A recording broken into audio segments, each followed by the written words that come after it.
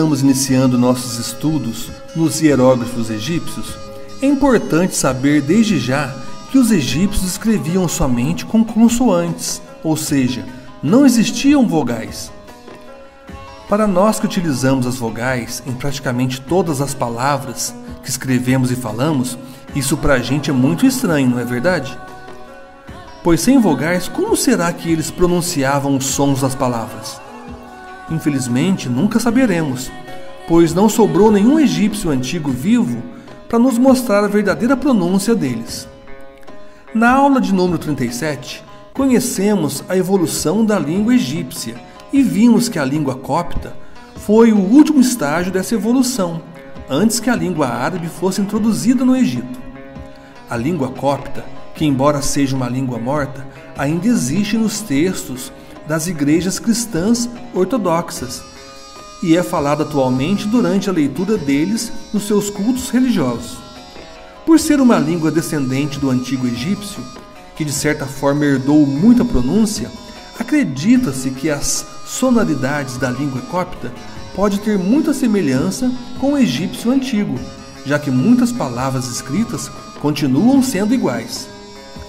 Isso então deixou pistas para os estudiosos no assunto. Outras pistas são os antigos textos que os egípcios escreviam em outras línguas estrangeiras, no qual mantinham relações comerciais, e também textos antigos de outros povos que escreveram sobre os egípcios, como os gregos. Graças a isso, os estudiosos conseguiram criar uma fonte de comparação entre todos esses registros antigos, para buscar o melhor entendimento do significado e da sonoridade do antigo egípcio. Através de muito estudo, criaram então uma forma de escrever as palavras egípcias usando o nosso alfabeto, claro que com algumas adaptações. E esse método é conhecido como transliteração, ou seja, a transliteração é a representação dos sons de cada um dos hieróglifos que estão compondo o texto egípcio, facilitando o nosso entendimento. Sendo assim, o alfabeto egípcio é composto por símbolos e letras, mas isso não significa que é só substituir as letras das nossas palavras pelos hieróglifos correspondentes ou decorar todos eles e fazer o contrário.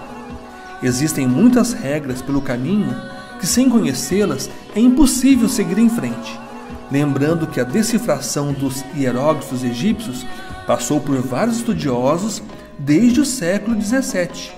O assunto é mais complexo do que parece, mas vamos passo a passo para tentar assimilar bem esse conhecimento. Nessa aula, vamos conhecer somente o alfabeto egípcio, o nome de cada hieróglifo e também alguns determinativos, para que assim possamos praticar alguma coisa. Observe então o alfabeto. Por enquanto, vamos trabalhar somente com as letras mais conhecidas do nosso alfabeto, utilizando o alfabeto egípcio. Vamos conhecer então o nome dos hieróglifos, que é o mais importante nesta aula. A letra A, ela tem a representação do hieróglifo abutre. A letra B, de um pé. A letra C, de um cesto com alça.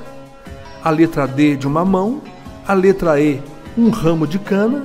E a letra F, uma serpente com chifres. Anote em seus cadernos.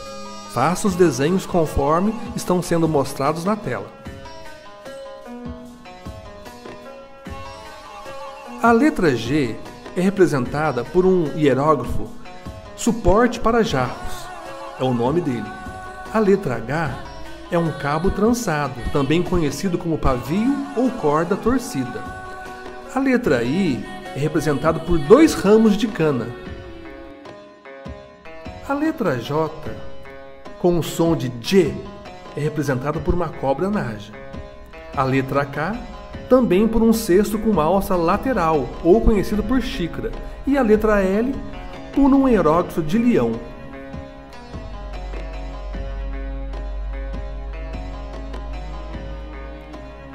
Lembrando que os símbolos se repetem em algumas letras, Ainda vamos estudar sobre isso.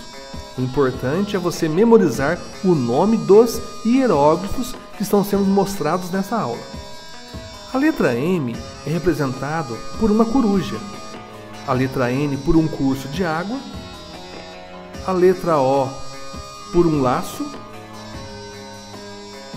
a letra P por um tamborete ou uma esteira, a letra Q por uma colina e a letra R por uma boca. Repito, faça esses desenhos em seus cadernos para vocês memorizarem. A gente possui uma memória mecânica, isso é muito importante para a gente fixar, assimilar bem o nome desses hieróglifos.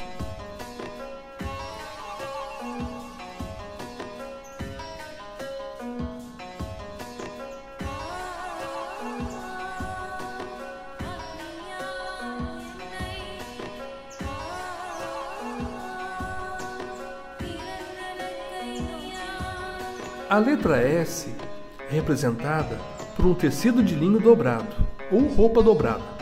A letra T é o hieróglifo do pão. A letra U é um filhote de codorna. A letra V é uma serpente com chifres. A letra W, um filhote de codorna também. E a letra X, uma placenta.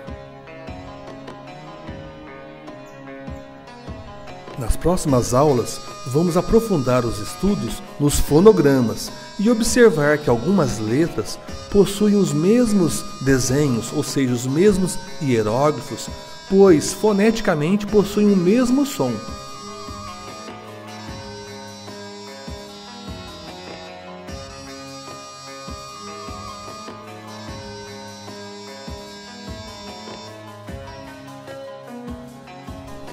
A letra Y é representada por 2 ramos de cana e a letra Z por um ferrolho, também conhecido por fecho. Então, por enquanto, vamos trabalhar somente com essas letras mais conhecidas.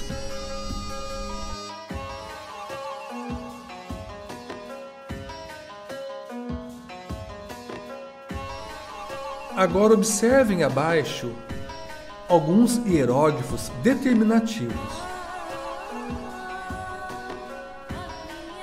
Faça a mesma coisa em seu caderno, desenhe eles e coloquem os respectivos nomes, pois iremos fazer alguns exercícios para praticar o que estamos aprendendo. Na última aula, falamos um pouco sobre a função dos hieróglifos, que são símbolos, ou seja, ideogramas, que possuem funções visuais, funções fonéticas e também determinativas. No caso dos hieróglifos com valores determinativos, eles expressam, ou seja, eles afirmam um maior entendimento sobre o texto egípcio. Observe que no primeiro hieróglifo é o desenho de um deus com uma pequena barbichinha embaixo do queixo. Então ele representa um deus masculino. O segundo é uma deusa. É uma mulher agachada com uma espécie de coroa na cabeça. O terceiro hieróglifo é um mastro de bandeira, que na época do Antigo Egito decorava o lado de fora dos templos, por isso representam também as divindades. Temos então o Sol, que é um círculo com um ponto no meio. Em seguida, um trono, que é uma escadaria, mas que representa um trono, um assento. Depois temos o hieróglifo determinativo de um homem, de uma mulher, de uma criança e de um ancião. E em seguida, 3 cursos de água, que representam água em abundância. Pode ser mar, pode ser cheia do Nilo e até mesmo um rio grande. O penúltimo é uma encruzilhada. Ele representa cidades, assentamentos. E o último é uma cadeia de montanhas que é usado para determinar, representar regiões, vales, regiões estrangeiras, desertos, oásis e grandes aldeias. Consulte as anotações do seu caderno, porque vamos praticar agora a escrita egípcia. Para mim escrever a palavra Maria, eu vou precisar de alguns hieróglifos. Vou precisar de um M, que é o hieróglifo da coruja. Vou precisar de um A, que é o hieróglifo do abutre. De um R, que é o da boca. De um I, que são os 2 ramos de cana. E novamente de um abutre, que é a letra A, formando a palavra Maria. Mas vou precisar ainda de um hieróglifo determinativo, de mulher. Eu vou colocar ele bem no final, pois o nome Maria se trata de um nome feminino, então um determinativo de mulher. Para mim escrever um nome, como exemplo Mário, um nome masculino, eu vou utilizar praticamente quase os mesmos hieróglifos. Vou mudar só o final. Vou utilizar um M, que é a coruja, um A, que é o abutre, um R, representado pelo hieróglifo da boca, um I, que são os 2 ramos de cana, e o O, representado por um laço. E o final vai ser o quê? Um determinativo de homem.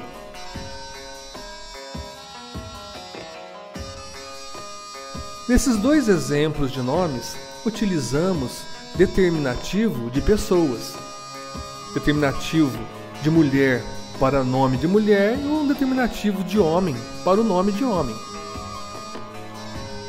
Na próxima tela, vamos escrever o nome de uma cidade e vamos precisar então de um determinativo diferente, próprio de cidade.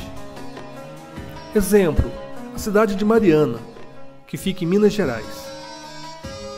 Eu vou utilizar então um hieróglifo da letra M, que é representado pela coruja, um abutre, uma boca, 2 ramos de cana, um abutre novamente, um curso de água, que é a letra N, e um abutre novamente.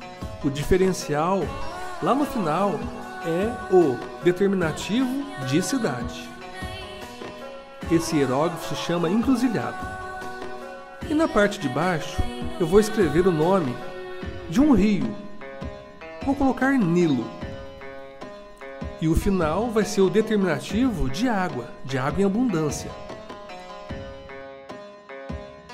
Eu ainda não pesquisei sobre o nome do rio Nilo. Por ser um rio muito famoso, lendário, pode até ser que seja escrito de outra forma.